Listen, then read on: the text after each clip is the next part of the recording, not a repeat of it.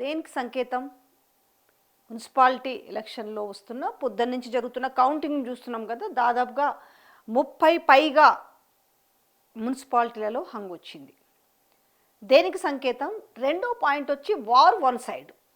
War one సైడా నిజంగా? ఈ వీడియోని చూస్తున్న వాళ్ళు కమెంట్ చేయండి, అలాగే మీరు ఈ వీడియోని షేర్ కూడా చేయండి. సో జనాలకు కూడా చాలా క్లియర్గా అర్థమవుతుంది. ఫస్ట్ వార్ వన్ సైడ్ గురించి మాట్లాడుకుందాం. సోషల్ మీడియాలో లేకపోతే ఈరోజు మెయిన్ స్ట్రీమ్ మీడియాలో కొంత తప్పదు. ఎందుకనంటే ఇప్పుడు మనం ఆ మాత్రం ఇప్పుడు చూపించకపోతే పరిస్థితులు చాలా ఘోరంగా ఉంటాయనే నేపథ్యంలో భయంతోటో భక్తితోటో వార్ వన్ సైడ్ అని చెప్తున్న నేపథ్యంలో అసలు వార్ వన్ సైడ్ ఎట్లా అవుతుంది? 90% పైగా గెలుచుకుంటే వార్ వన్ సైడ్ అని చెప్పొచ్చు. ఇప్పుడు మోస్ట్లీ ఒక 50% అండ్ 55%కి. రెండోది ఇది ఒక 50% అయితే రిమైనింగ్ ఇప్పుడు బీఆర్ఎస్, బీజేపీ, ఇతరులు అన్నీ కలుపుకుంటే కూడా సేమ్ అదే అవుతుంది కదా. ఇప్పుడు ఆల్మోస్ట్ 50% వ్యతిరేకత ఉన్న నేపథ్యంలో ఇంతమంది కలిసి 50% గెలుచుకున్న నేపథ్యంలో ఇది వార్ వన్ సైడ్ ఎట్లయితుంది? ఒక్కసారి గతంకి వెళ్దాం. అంటే ఎంత తెలివిగా వీళ్ళు మాట్లాడుకుంటున్నారంటే, గతంలోకి వచ్చేసి వీళ్ళకి చాలామంది కన్ఫ్యూజ్ అవుతున్నట్టుంది. లాస్ట్ టైము 120 మున్సిపాలిటీలు ఉండినాయి. 120లో ఏది 2020. సో దీంట్లో బీఆర్ఎస్కి వచ్చేసి అప్పుడు 116 వచ్చినాయి.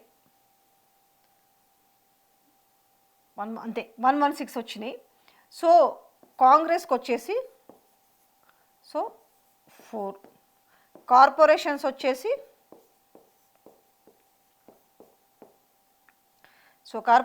వచ్చేసి సో ఎన్ని మొత్తము ఉన్నవెంత 10 ఉంటే, సో దాంట్లో 9 బీఆర్ఎస్,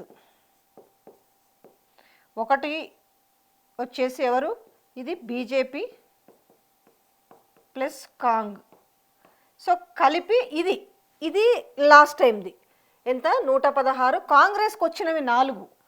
సో ఈరోజు వాళ్ళు ఏం మాట్లాడుతున్నారు కదా, దీంట్లో మీరు ఇప్పుడు ఇన్ని లాస్ అయినరు అని మాట్లాడుతున్నారు కదా, అసలు మీకంటే ఘనమైన ఫలితాలు అయితే వచ్చినాయా లేదా బీఆర్ఎస్కి అనేది ఒక్కసారి లెక్కలు వేసుకోండి.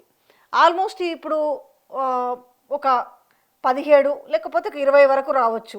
సో వీళ్ళకి 4 పైనే వచ్చినాయి కదా. అంటే ఆ రోజు మరి కాంగ్రెస్ కనీసము ఒక డబుల్ డిజిట్ కూడా రాలేకపోయింది కదా మున్సిపాలిటీల విషయంలో. ఈరోజు 30 అబౌవ్ ఆల్మోస్ట్ 30+ స్థానాలలో ఈరోజు హంగ్ ఉంది. అంటే ప్రజలు అసలు క్లారిటీతో ఉన్నారా? కార్పొరేషన్స్ ఒకటి, ఇది గతంది కదా, ఇది 2020ది. సో ఇప్పుడు ఏం మాట్లాడుతున్నారంటే అయిపోయింది ఇంకా అన్నట్టుగా ఈరోజు పోస్టులు వేసుకొని నడిపిస్తున్నారు కదా. ఇప్పుడు నేను అదే చెప్తున్నా, ఇప్పుడు కాంగ్రెస్కి వచ్చినవి కాబట్టి రిమైనింగ్ అన్ని కలిపితే కూడా సేమ్ 50% అయినప్పుడు ఈ 50% వ్యతిరేకత లేదా?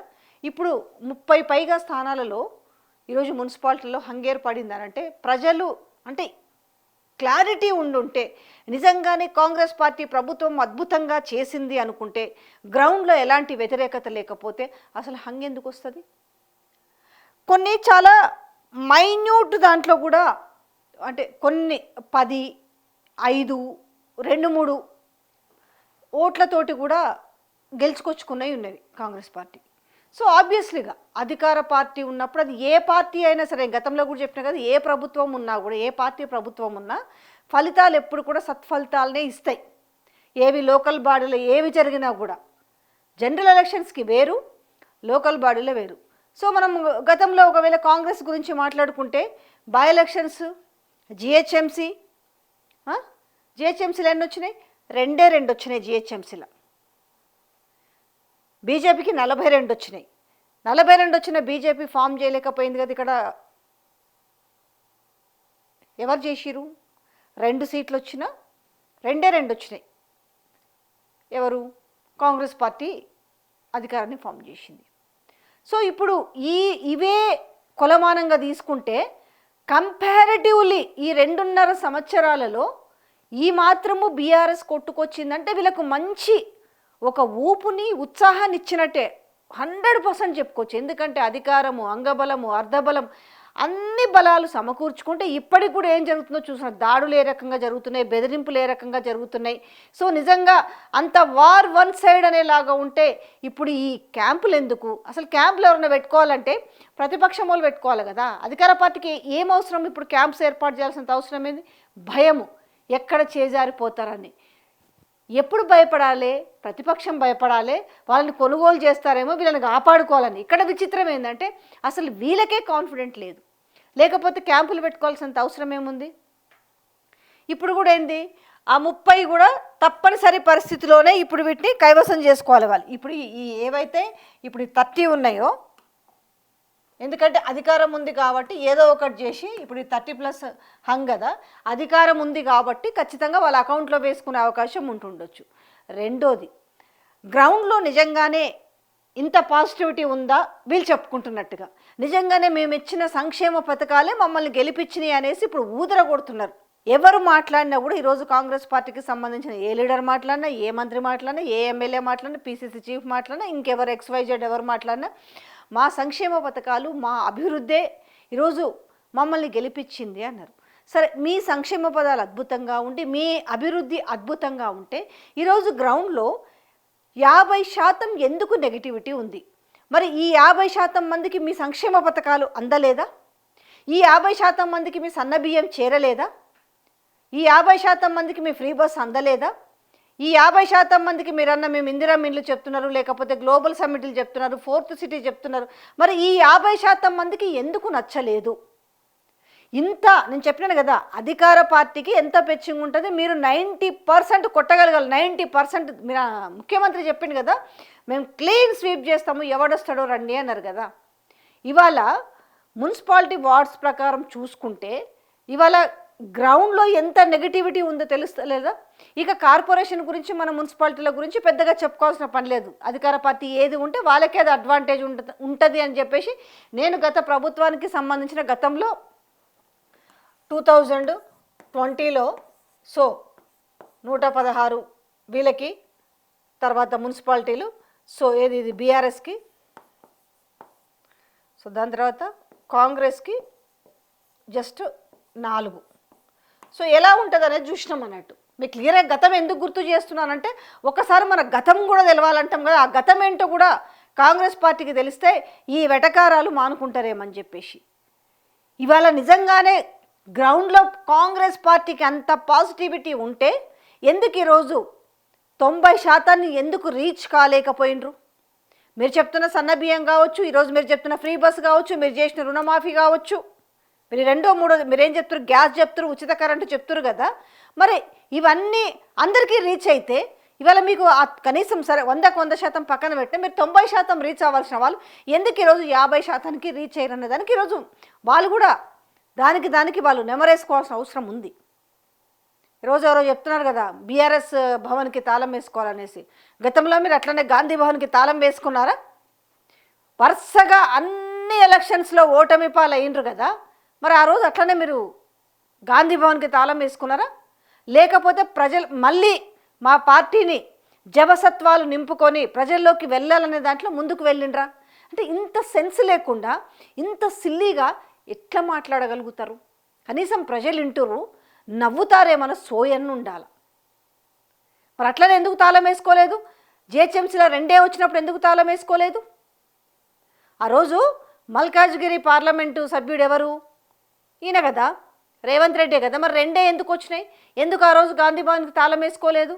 హుజూరాబాద్ ఎలక్షన్స్లో బై ఎలక్షన్లో డిపాజిట్ పోయింది, మునుగోడులో డిపాజిట్ పోయింది, ఇక మీకు చెప్పుకుంటూ పోతే ఎన్నున్నాయి, దుబ్బాకల డిపాజిట్ పోయింది.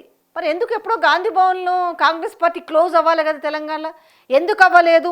అవ్వకుండా ఈరోజు ఎట్లా మళ్ళీ అధికారంలోకి వచ్చారు? అందుకే రాజకీయ నాయకులన్నా, కనీసం ఆ సీనియర్ల మనం చెప్పుకుంటోళ్ళన్నా ఒంటి మీద స్పృహ ఉండి మాట్లాడాలేము.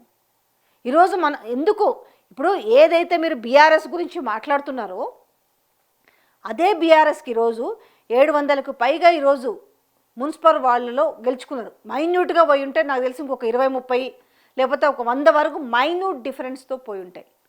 రెండోది, సరే ఇప్పుడున్న వ్యతిరేకతని మరి బీఆర్ఎస్ అంతగా ఓన్ చేసుకోలేకపోయిందా అనేది కూడా ఉండొచ్చు. చాలామంది అంటారు ఓన్ చేసుకోలేకపోయిందని.